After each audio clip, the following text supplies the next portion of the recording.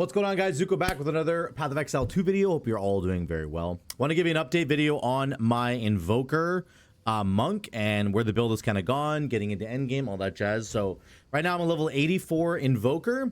I have completely ditched the ice wall tech that I was working on earlier. Essentially, this has just become an attack build, and I'll get to that in a minute. I really do want to revisit the ice wall stuff. I think there's a really cool potential meta gem, like cast on freeze build with Ice Wall and Tempest Bell, maybe. We'll have to see. I'm going to try and work out something for that. But for now, this is the build that I've been running with, and it has gotten me into endgame mapping. And I'm going to show you a map in a second here, the crypt that I'm running. But we are definitely into some endgame maps, which is really cool. I'm basically running tier 15s at this point. Not entirely, sorry. I've gotten up to tier 15s. I've run a few tier 15s. Not it's not like the only map that I'm running now. Like, that's not how good the build is yet. But I'm consistently doing like 12s and 13s up to 15s now, and we're getting there. We've got some Atlas passive points. We've spent some on the bossing stuff already, which is pretty cool. Yeah, there's a lot going on with this build. So let's talk about it. Primarily, the build is just using Ice Strike. It's a very simple build. You jump all over the place with Ice Strike, murdering everything, okay? And you are occasionally going to use your Tempest Bell on boss fights. The only other thing you're really going to use is Charged Staff. I was experimenting with Freezing Mark, but let's just leave that for now. So Charged Staff is a very important part of this, and it basically says you need to gain power charges somehow, and then you can consume those power charges to give yourself a buff. And that buff like launches out all these projectiles. It's really insane.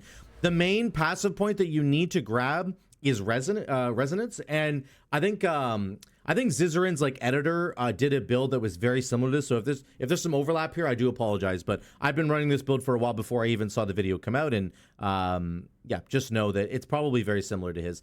Basically, instead of generating frenzy charges, you're going to generate power charges, which is really, really cool. Then you take combat frenzy, which says that you gain a frenzy charge whenever you freeze or electrocute or pin something. So we're freezing everything all the time, generating a frenzy charge, which we then convert into a power charge.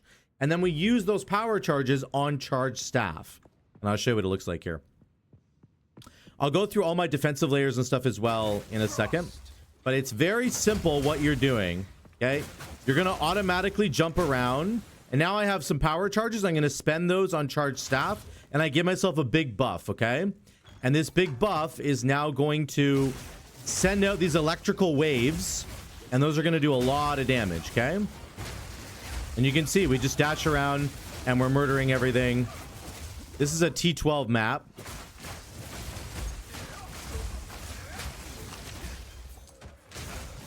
Now, one part of our defensive layer that you might see is these little white lines on the ground. Those are going to pop up periodically, and they will essentially double your energy shield. So it's very, very strong. You can see my energy shield right now is at 2,800 of 1,400. So my energy shield has been doubled, which means my effective health pool is over 5,000. Which is really, really, really good. We can make that better, of course, but the reason we're doubling our energy shield is because of something called Grim Feast, which is typically taken on like a minion build, but you can take it on any energy shield build, and it gives you energy shield. It has a chance to give you energy shield whenever you kill something, and then you can obviously overcharge your energy shield, which makes it go double. So I have 2,300 health, 2,800 ES, so we're pretty tanky there. All my reses at this point are almost capped. I have 75 on cold and lightning, 62 on fire. What you want to do with this build is you want to dash around with Frost Strike. You want to maintain 100% uptime on your Charged Staff, okay? Keep your Charged Staff going all the time, as much as you possibly can. You should have 100% uptime on it, and you want to just blow up enemies. Use the bell when you come across basically a boss enemy or a very dangerous enemy. We'll do a breach here.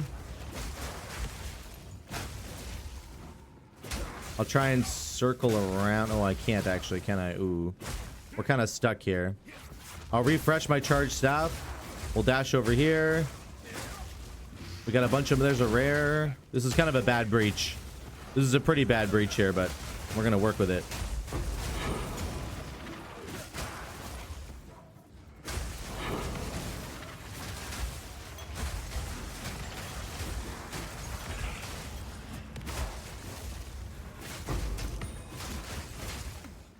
Yeah, that was a pretty bad breach, but it is what it is. Sometimes you get unlucky. We'll grab these splinters later, but it's very quick and agile. Now, my boots don't have any movement speed on them right now, which is like a tragedy, I know, but basically you don't have to have boots with crazy movement speed right away. Uh-oh, what happened to me? I got frozen somehow. You don't absolutely have to have boots with movement speed because you're dashing around. You're just dashing around all the time with your ice strike. So having like mandatory boots, it's just not mandatory for this build right away in terms of the movement speed. Like my boots just have crazy stats on them. They're not even the best boots ever, but it's got life and a lot of ES and then obviously resistances. So eventually I'll spend, you know, 10 or 15 exalts and I'll get a crazy pair of boots that I'm kind of looking for.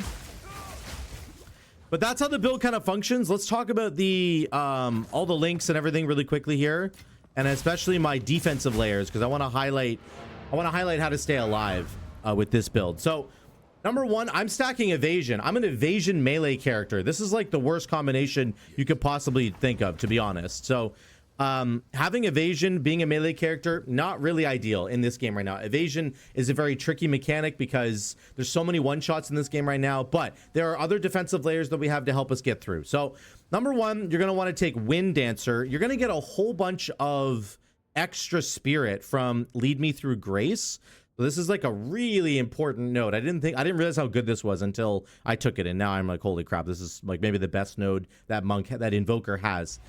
What it does is it gives you spirit based on your body armor and how much actual defensives are on the body armor. So my body armor has 1108 evasion rating. That's giving me an extra like 73 spirit basically. So with that, I'm able to put on a whole bunch of these extra activated gems. So I've got Herald of Ice for damage. I've got Combat Frenzy to generate those frenzy charges, which turn into power charges. Okay. And then I have extra chance to get extra charges. We have Grim Feast, which is doubling our ES, right? Which is really, really strong. And we have Ghost Dance. And on top of that, we have Wind Dancer. So we're able to get so many extra buffs going on here because of the extra spirit that we get. So defensively speaking, you're going to want Wind Dancer, which is effectively doubles your evasion. I go from about 6,000 evasion to 11,795. So it almost doubles my evasion. So Wind Dancer is really, really important. And then you're going to have Ghost Dance, which basically says whenever you get hit, you recover energy shield based on your evasion rating, which of course Wind Dancer is buffing. So they work together. I'm getting about 600 evasion or energy shield whenever I get hit, which is really nice. Grim Feast doubles it. Herald does damage. Combat Frenzy gives us the power charges to enable us to use charge staff. So that's like my aura setup or my buff setup, and it's only possible because of this node right here, okay? The rest of the tree is essentially dedicated to two things: melee damage and crit. That's almost entirely what we have here. We do have some defensive nodes. We've got like evasion rating and energy shield up here, evasion rating and energy shield down there. We've got extra evasion rating here. And then the rest of it is damage, damage, damage. We have attack damage. We have attack damage. We have or melee damage down here, okay? We've got quarterstaff giving us crit and attack speed and all kinds of stuff. And then we have crit up here, and we have crit down here, and we have actually crazy buff to damage here because of Herald of Ice.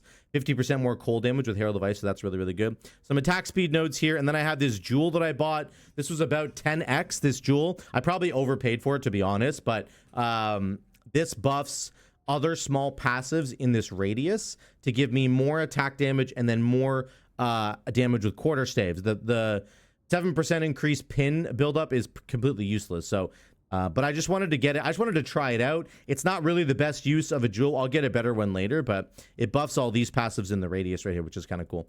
But yeah, that's the build in a nutshell. We're getting attack damage, we're getting melee damage, and then we're getting crit. Lots and lots of crit. You want to obviously get as much crit as humanly possible because of elemental expression. That's why all those waves of ice and lightning were coming out of me, is because when I'm critting, it sends out a wave because of elemental expression. So I don't even have my 4th ascendancy yet. I'm not even sure what I'm going to do with it. I'll probably just go with I Am the Blizzard.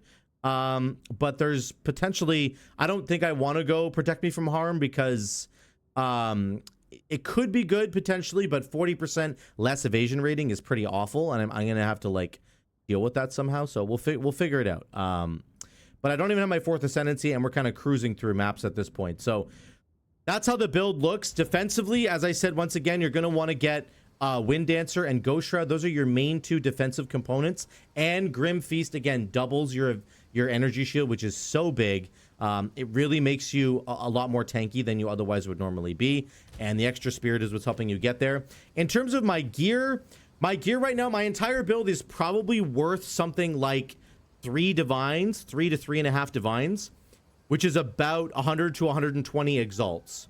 I have found a couple of divines over the course of my travels, and I converted that directly into exalts. I just sold my divines for exalts in order to fund my build that I was trying to do. So just know that you can go to the currency exchange person, which in your hideout is going to be Alva, and you can say, you know, I want exalted orbs and I have a divine orb. I actually can't right now because I don't have a divine orb, but that's what you would do. And the exchange rate right now is about 35 exalts for 1 divine. So that can really help to fund your build if you're struggling to get exalts. Like I spent probably over 100 exalts over the last day just getting extra gear with extra stats on it, and I still have 63 exalts left. So it's just a really powerful way to get more exalts to start funding your build. And then once you push into like really into the late game, like you're only doing tier 15 maps,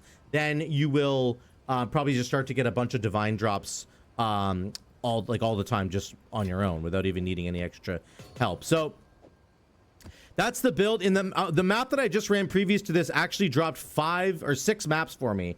I got a tier 9, a tier 9, a tier 9, a 12, a 14, and a 13. So the amount of maps that are dropping is really strong. If you're struggling with map drops, I will encourage you to take anything that says Waystone on the Atlas passive tree, okay? As you're starting to climb through the Atlas, make sure you're grabbing things like 20% increased quant, get the rarity one as well so you can get higher tiers of maps.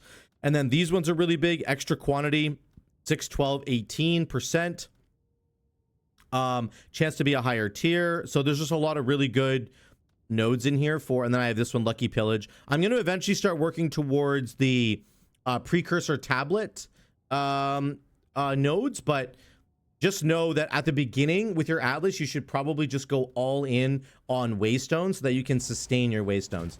I have a ton of Waystones, like tier 14, tier 15, tier 14. We have lots of like tier 10 and above that I'm working with here, and there's more in my inventory right here. So it's not a problem at all once you really start to invest and you start to get a lot of tablets rolling different things. So for example, like look at this, I have multiple tablets that are affecting this Rust Bowl. You're going to get extra experience, rare monsters, extra rarity, more 17% Waystones found in the area. All those buffs are just on the Atlas itself, and then on top of that I can of course throw a map in there that gives me 250% more Waystone drop chance. So you will start getting maps. You just have to invest a little bit at the beginning in making sure that you on the Atlas passive tree, making sure that you do that. So that's the build in a nutshell. I've completely transformed into a melee build. We're not doing any spell stuff anymore, any ranged spell casting at all. Boss fights just involve the bell basically. You just want to use the bell, and yeah, the build works very, very well. You can even do a lot of range damage from back here if you want to. Oh, there's a Chaos Orb that's going to kill me. Gotta be a little slower here. Gonna move over here for a second. These chaos damage is so bad for me, by the way. I have no chaos res right now. So it just completely murders me.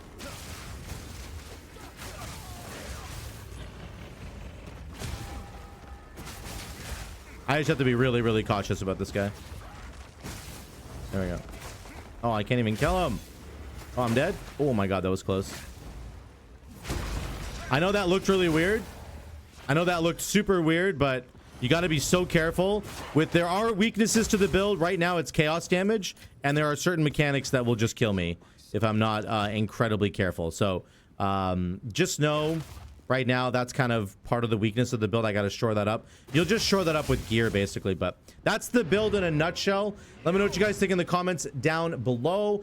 If you're struggling with any sort of end game Atlas stuff, please write a comment down below. Let me know what you need, because I can help you out. I've gotten a lot of stuff progressing so far. Again, like I said, I am sort of building towards tier 14, tier 15 maps now. I've done a couple of them, but they're still kind of sketchy. So if you're wondering if your build is struggling at all, just let me know, and I will try and help you out with that, okay? Thanks so much for watching. Love you guys. I will see you in the next one.